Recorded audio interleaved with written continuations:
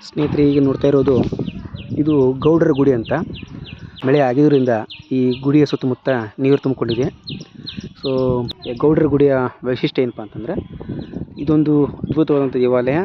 So ಈ ನಮ್ಮ ಐಹೊಳೆಯಲ್ಲಿರುವಂಥ ಒಂದು ದೇವಾಲಯ ಇದು.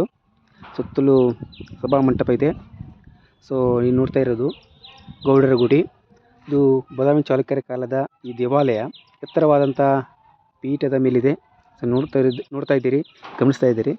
ಸೊ ಅದ್ಭುತವಾದಂಥ ದೇವಾಲಯ ಇದು. ಇದಕ್ಕೆ ಹೊಂದಿಕೊಂಡಂತೆ ಕಂಬಗಳಿರುವ ಆಯತಾಕಾರದ ತೆರೆದ ಮಂಟಪ ಇದೆ. ಒಳಗಡೆ ಆಯತ ವಿನ್ಯಾಸದ ಗರ್ಭಗುಡಿ ಇದೆ. ಇದರ ಚಾವಣಿ ಚಾವಣಿಯು ಮಧ್ಯಭಾಗದಲ್ಲಿ ಸಮತಟ್ಟಾಗಿ 4 ಕಡೆಗಳಲ್ಲಿ ಇಳಿಜಾರಾಗಿದೆ.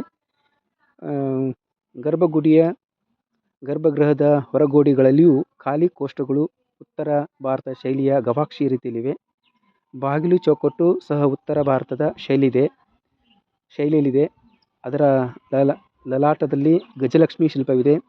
ಈ ದೇವಾಲಯಕ್ಕೆ ಮೂಲತಃ ಶಿಖರವಿತ್ತೋ ಇಲ್ಲವೋ ಎಂಬುದು ಹೇಳಲಾಗದು. ಈ ಒಂದು ದೇವಾಲಯದ ಜಂತಿಯಲ್ಲಿ 8ನೇ ಶತಮಾನದ ಕನ್ನಡ ಶಾಸನವಿದ್ದು, ದೇವಾಲಯವು ದುರ್ಗಾದೇವಿ ಎಂದು ಹೇಳಲಾಗ್ತದೆ.